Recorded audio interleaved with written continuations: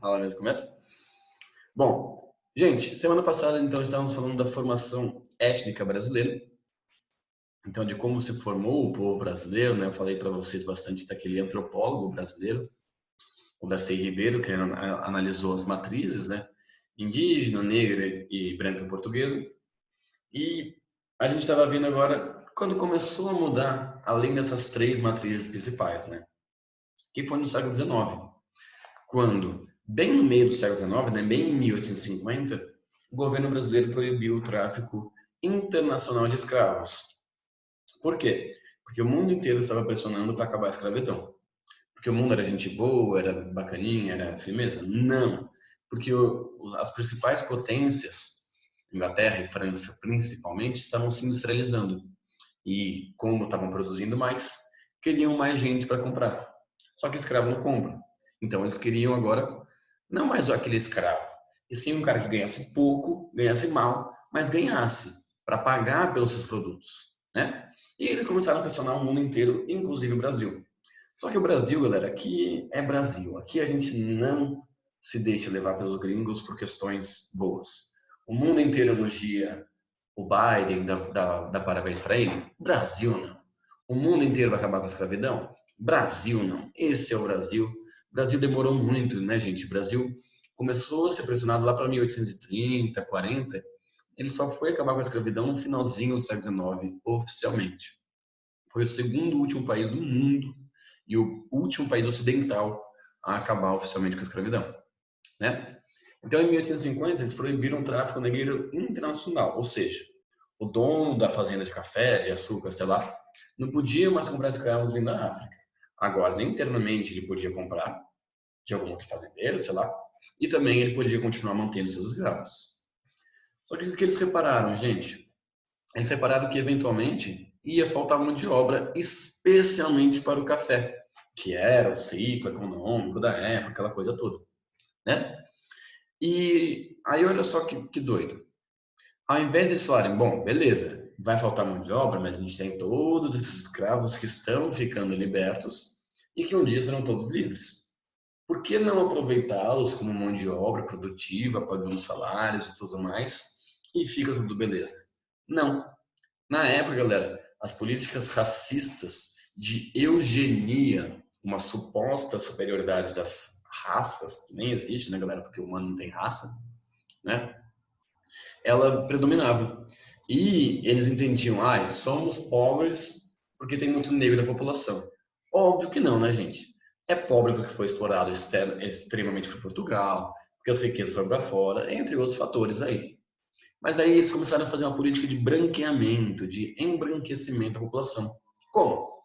Incentivando imigrantes europeus livres para trabalhar na indústria, nas fazendas de café, para distribuir terras no sul, como a gente viu semana passada. Eu acho que eu comentei desse quadro semana passada para vocês, né? A gente interpretou ele já semana passada, né? Chamada Redenção de Kant. Vou até pôr no chat aqui. A gente conversou sobre ele já? Minha memória, gente, no final do ano começa a falhar um pouco, tá ligado? Então, Bruno, pelo que eu me lembro, acho que você já explicou sim. já falei, né? Demorou. Obrigado. Acho que foi a Amanda que falou. Obrigado, Amanda. Só para eu me situar, às vezes eu confundo um pouco. E aí, quais principais grupos vieram? Portugueses, claro, né? Faz sentido. Também vieram muitos espanhóis, alemães, italianos e eslavos. Eslavos são os europeus do leste, né? Ucranianos, poloneses, russos, que vieram mais para o sul também. E no século XX, já mudando um pouquinho a figura, vieram também muitos japoneses e muitos árabes. Né? Como a gente pode observar, então, por exemplo, a região sul é uma região com grande tradição alemã, com grande cultura e europeia. Ui, é verdade, acho que já falei de tudo isso, né? Ué, eu repetindo as coisas e ninguém vai me avisar. Né? Mostrei aí, por exemplo, algumas culturas tradicionalmente brasileiras, como o sushi de manga, por exemplo, né? Que é você pegar uma coisa tropical, uma coisa japonesa, misturar duas coisas gostosas e fazer uma coisa ruim, né? Ou, por Não exemplo, faz isso comigo não, tô com fome agora. Nossa, mas sushi de manga é muito ruim, cara. Não isso. Vamos lá. Então, A do meio é uma coisa tipicamente brasileira também, que é o arroz, o feijão, o macarrão e a farofa, tudo junto na mesma marmita, tá ligado? Aí você mistura assim com uma colher e vai comendo que nem um Mistureba. louco. Exatamente, é um clássico brasileiro. Ou uma pizza de estrogonofe, por exemplo. Vocês comeriam, gente? Nunca ouvi falar, mas não, eu acho. Não sei. É, ela parece bonita, mas eu não briso muito, sei lá. É que nem sushi de manga, gente. Não, pra que colocar manga no sushi, tá ligado? Morango, não, não, não. Eu sou bem conservador com doce e salgado juntos, galera. Comigo não briso. E é por isso que eu odeio o Natal, a galera que coloca abacaxi no porco, maçã na maionese, damasco na Nossa, coloca farofa. abacaxi Mano, na tem que matar pizza. um povo Que desse, mano. porra. Mano, nada a ver. Uva passa em tudo. Ah, não, não. Uva passa aí é foda, né? Porra. Nossa, eu adoro Natal. Quer dizer, as comidas do Natal, mas essa parte me chateia. Mas enfim, de toda maneira, galera. E o Brasil hoje, né? Quem que vem pra cá? Bom, gente, vamos pensar que tudo isso foi, como a gente vai explicar um pouquinho melhor no próximo tema, né?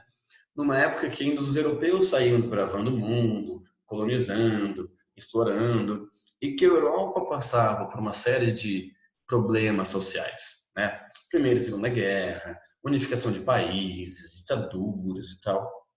Então, quem expulsava a gente no mundo era a Europa. Depois da Segunda Guerra Mundial, que a Europa se estabiliza e fica com aquele IDH elevado, qualidade de vida e tudo mais, quem que vai vir para o Brasil, galera?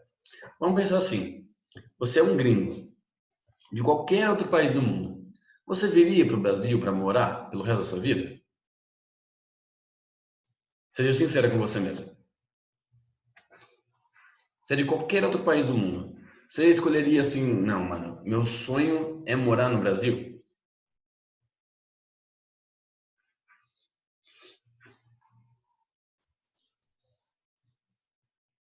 Tipo assim, a gente tem orgulho de ser brasileiro, porque a gente mora aqui e tudo mais. Ó, o Cauã respondeu uma resposta da hora, inclusive, visitar sim, morar não. É bem essa ideia, né? Turismo bacana, legal e tal. Mas justamente o Brasil ele não é tão, né, mais nos últimos anos, né, galera, tão bem visto mundialmente assim. E por que que o Brasil não atrai mais tantos imigrantes? Porque o Brasil é um país subdesenvolvido hoje em dia, né? Ele não é mais visto como aquele lugar de oportunidades, de ganhar, de fazer dinheiro e tal. Hoje em dia, o imigrante ele quer ir onde? Para a Europa, para os Estados Unidos, para o Japão, para o Canadá, para a Austrália, para a Nova Zelândia, as regiões desenvolvidas do globo, né? Então, quem vem para o Brasil hoje em dia? Galera de países ainda mais pobres que o nosso. A gente chama isso, galera, de migrações sul-sul. Ou seja, não é só necessariamente do hemisfério sul, tá? Mas é aquela ideia meio polêmica, vamos dizer assim, de que teria um norte desenvolvido e um sul subdesenvolvido. Ou seja, imigrantes de países subdesenvolvidos para outros países subdesenvolvidos. Quem vem para o Brasil hoje, galera, é porque está muito na merda na situação original aí. Como a gente observa no slide aí, por exemplo. Haitianos, bolivianos, colombianos, ou seja, uma galera de países subdesenvolvidos próximos que vê o Brasil como um país grande, com uma grande economia e ali vizinho, ou seja, muito mais oportunidades de emprego. Ó, imigrantes de países vizinhos, bolivianos, colombianos e peruanos, por exemplo, né? Por que eles vieram historicamente para o Brasil? Porque o Brasil é esse vizinho deles gigantesco, com grande economia, com grande população. A galera fala o quê? Nossa, vou chegar lá no Brasil, vou ter mais oportunidade de emprego, vou fazer uma grana, volto para o meu país depois. Só que muita gente, eles entram até ilegalmente e também sem conhecer os seus direitos de fato. Muitos são submetidos a trabalhos que a gente chama de análogos à escravidão, ou seja, condições extremamente precárias de trabalho, são forçados aí a longas horas de trabalho, muitas vezes ganham extremamente mal, não têm liberdade, não tem direitos trabalhistas, alguns literalmente acorrentados, tá? Não sei se vocês conhecem, galera, mas bem pertinho de Rio Claro tem a cidade de Americana. Americana é um polo têxtil brasileiro, ou seja, produz muito tecido, todo tipo de tecido. E já deu alguns escândalos em alguns anos de investigações e fiscalizações tal, da polícia, encontrar uma série de imigrantes bolivianos e peruanos literalmente acorrentados nas máquinas de costura. Então, é uma realidade, da mesma maneira como o brasileiro muitas vezes sofre na Europa, sofre nos Estados Unidos, sofre no Japão, alguém de um país mais pobre sofre no Brasil também. Isso acontece também com os haitianos. Hoje em dia, galera, o Brasil recebeu aí nos últimos anos muitos haitianos. Por quê? Ele tem uma aproximação histórica com o Brasil. Mesmo o Haiti, não sendo um país vizinho do Brasil, né? É uma ilha lá da América Central. Eles têm essa aproximação histórica recente, porque o Brasil ele chefiou as tropas de paz da ONU lá no Haiti.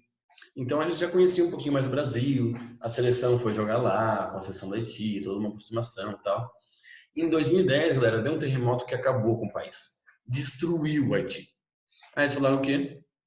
Vamos ter que vazar. Muitos vieram para cá, inclusive a realidade de Rio Claro, tá, galera? Não sei se alguém já reparou aí.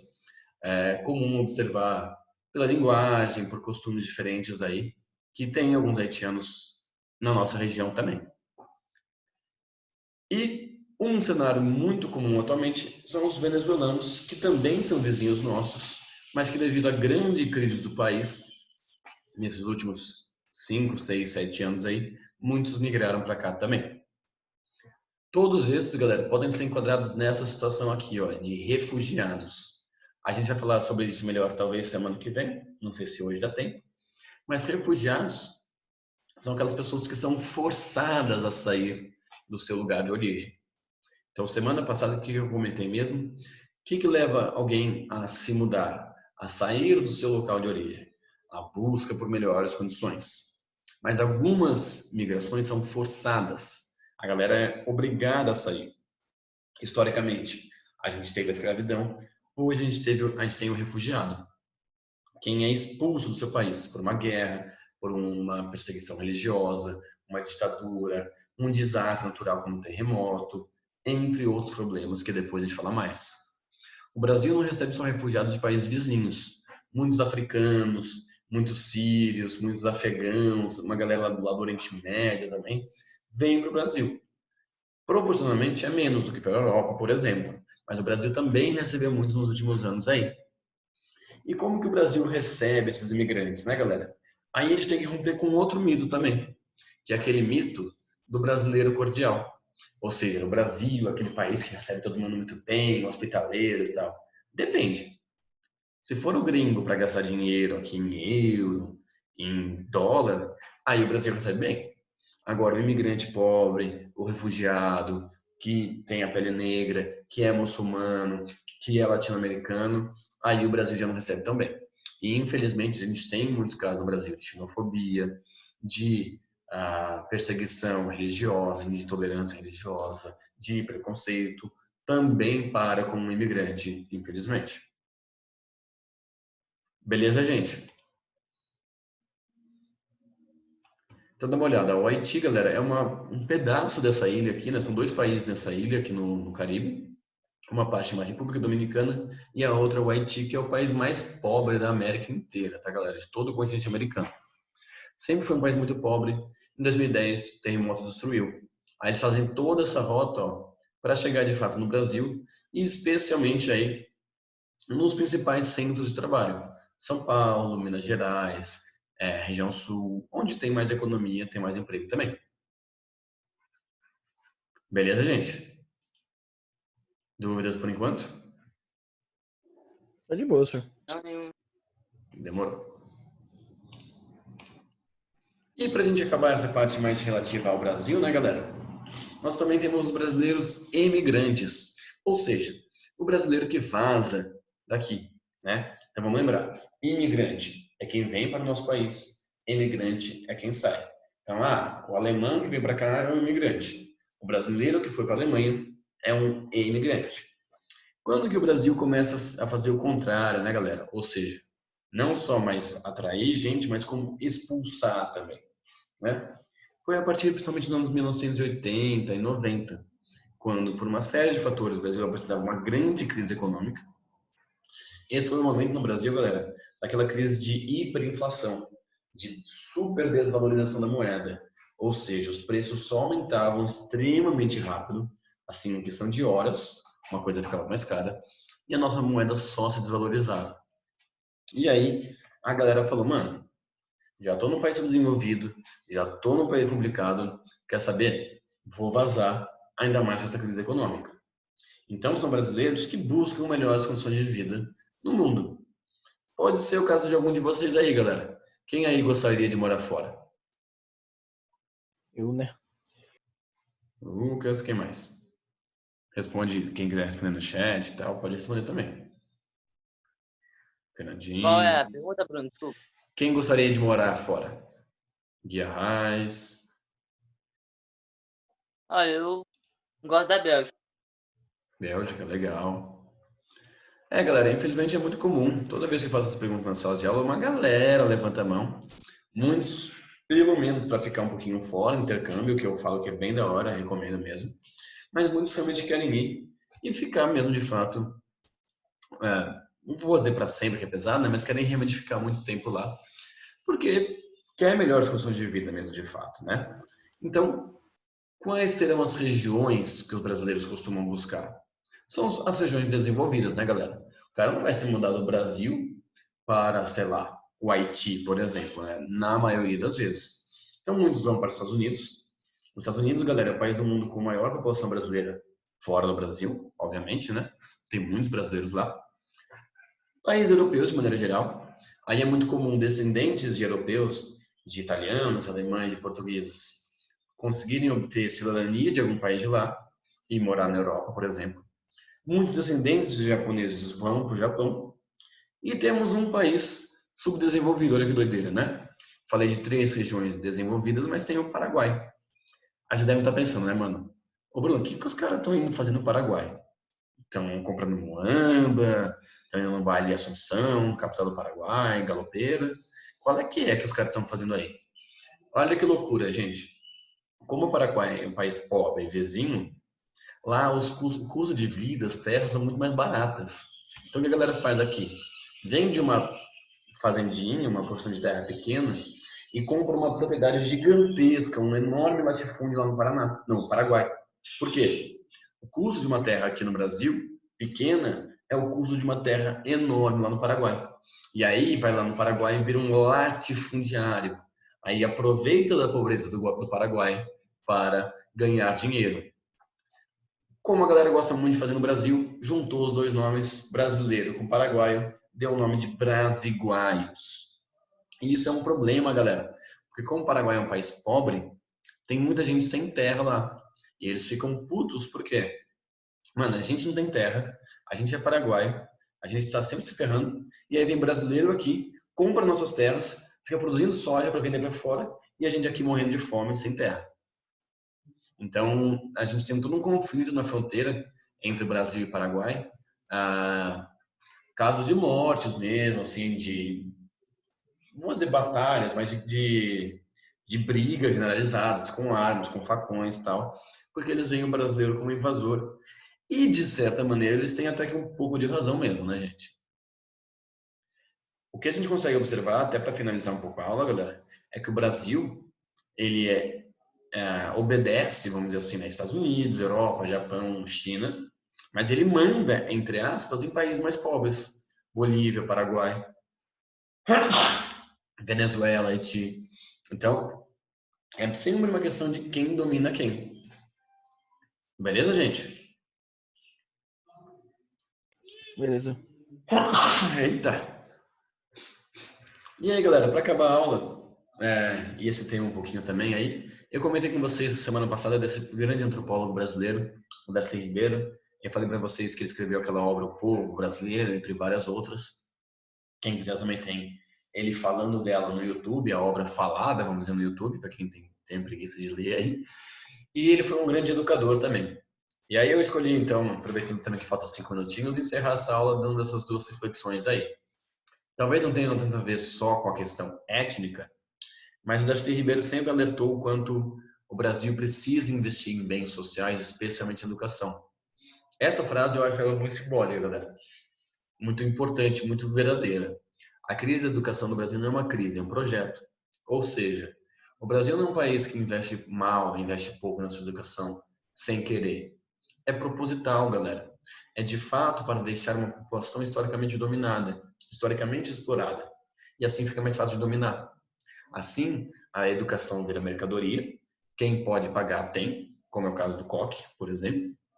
E quem não pode pagar, fica com a escola pública, que tem uma importância histórica e muito válida, mas as condições são piores.